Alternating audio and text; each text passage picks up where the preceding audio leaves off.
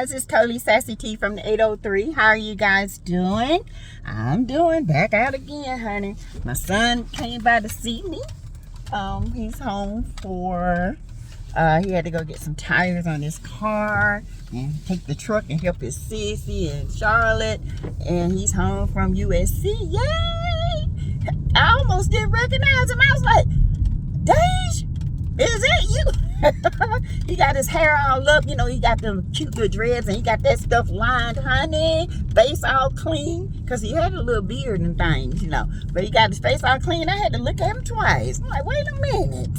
So before we get started, remember, all things on this channel is alleged in my opinion. It is for learning, teaching, it is for sheer entertainment, you guys. So I saw the Ooh Ladies panel and with Dr. Francis, and baby, it was so good. Bravo, congratulations for that very well informative collab with Dr. Francis from Love and Marriage Huntsville. He did an awesome job. Yes, a awesome job, you guys. So I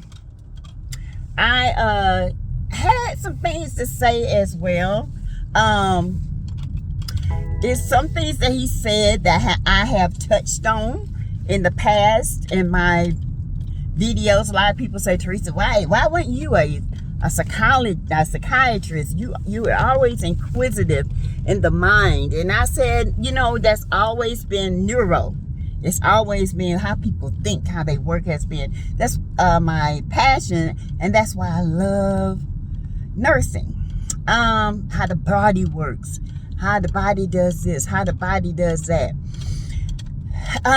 What caught me, two things I was so true about. One was Tisha and her mother's relationship, the codependency that both of them have. Tisha is afraid of losing her mother.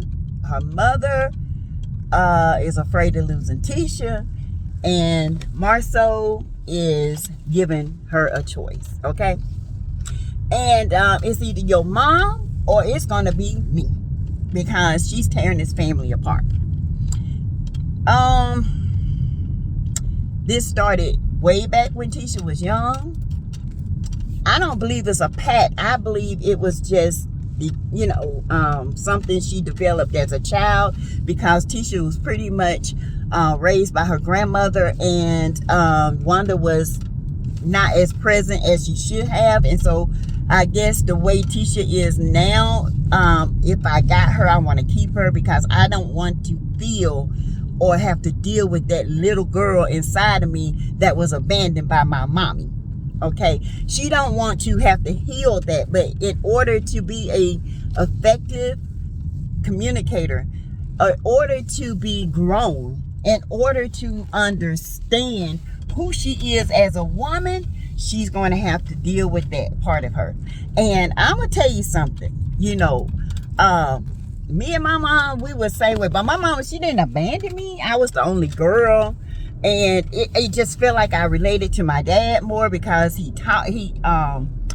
basically he heard me more, and she didn't. And after my brother passed, I think she hears me now, even though, you know, we weren't able to talk. But now I have learned her language, how to talk to her, and she has learned mine. Tisha, there's some things my mama could say and I'd be like, we ain't going there. I can tell her that respectfully, and she responds respectfully, even though she don't like it, but she responds respectfully because I give it to her respectfully.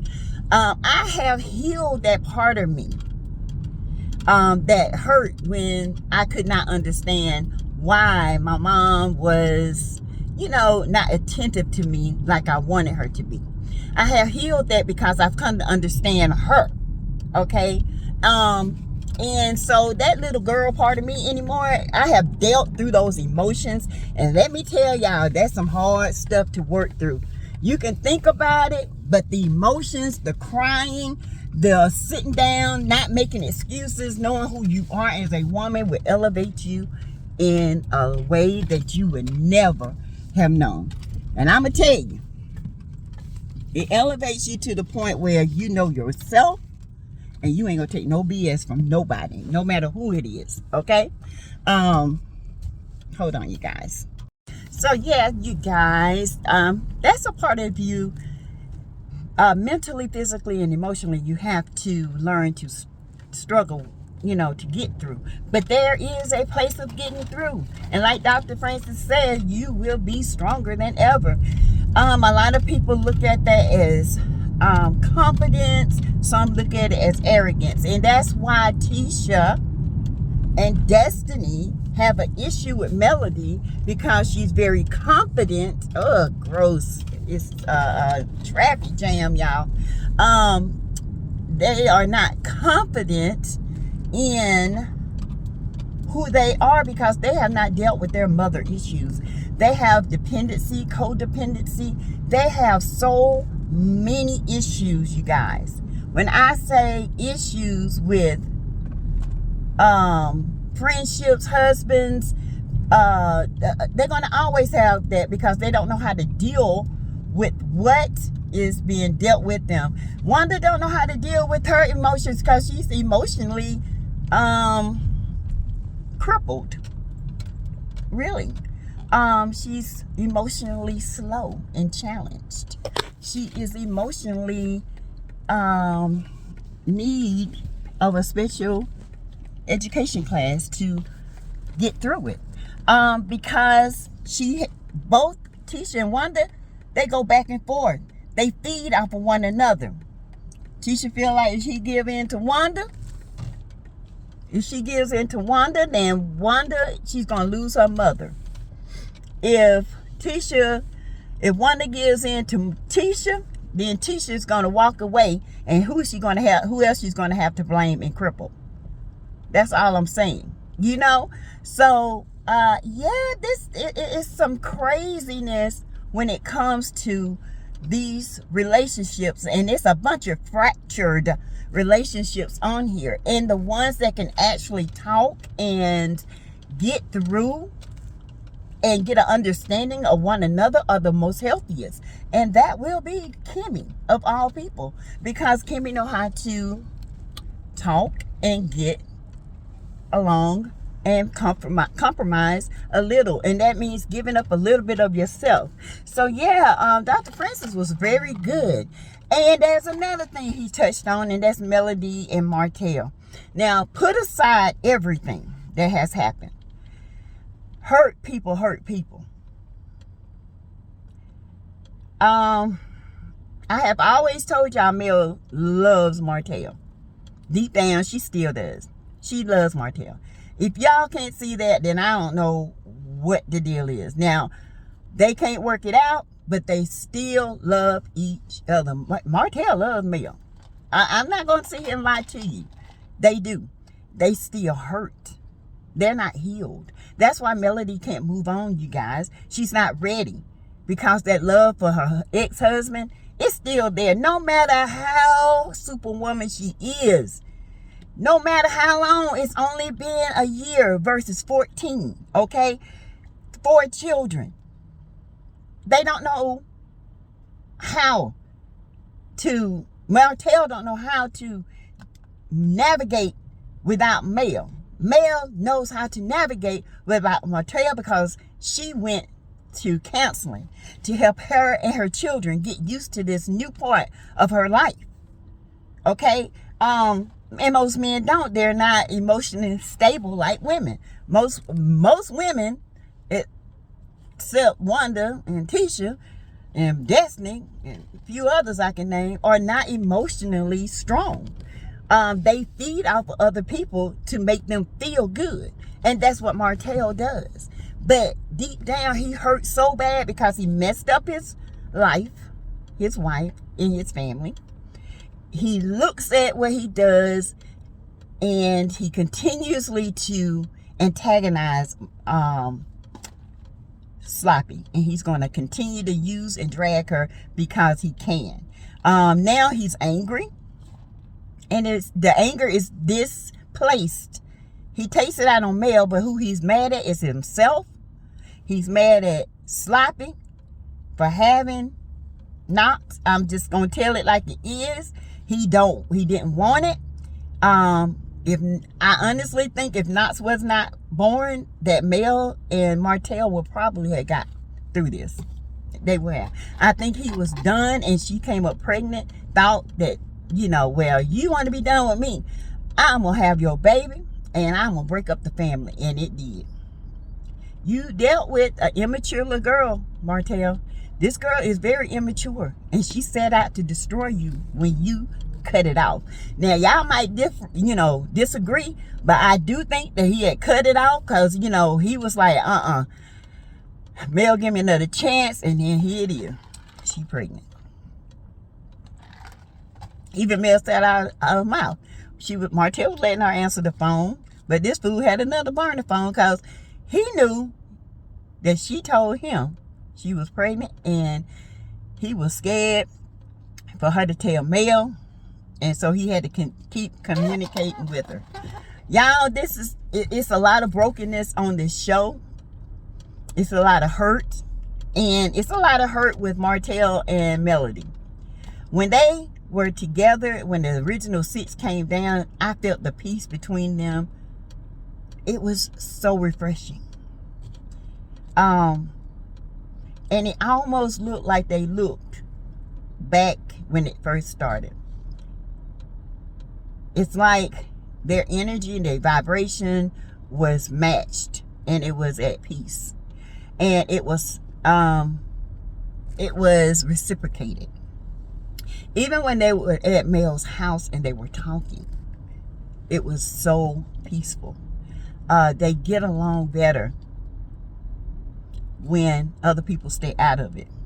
And I just hope that Martell find it himself to, you know, maybe have this long sit down and say, look, and come to grips with himself and say, look, I can't fight this. I love you, and I'm always love you. I can't help that. I just do stuff. I'm just out in the streets right now. I'm just here. I'm just running around trying to find a you, which I know I never find another you. And I don't know how to deal with this. Martell, it's okay. I don't know how not to deal with not having you. It's okay to say that. It's okay. I don't know how to navigate without you. I messed up. I messed up big time. And I mean it. I messed up. I ain't fake lying. I ain't fake apologies. I ain't fake apologizing. I ain't fake this. I'm telling you, I don't know how to move without you. And now I got to figure out how to move without my family, and I don't know how. And he don't.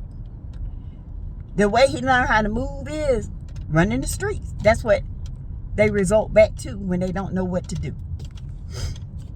Point blank period. Y'all might disagree, but I see it. And the reason why I see it is because it's evident. He don't know how to move. He don't know how to do anything. Mel was his backbone, was his rock. He messed that up. He split that rock up, honey. He messed it up. And now he's putting the kids in the middle. She's not. He is. Okay? Let's be clear.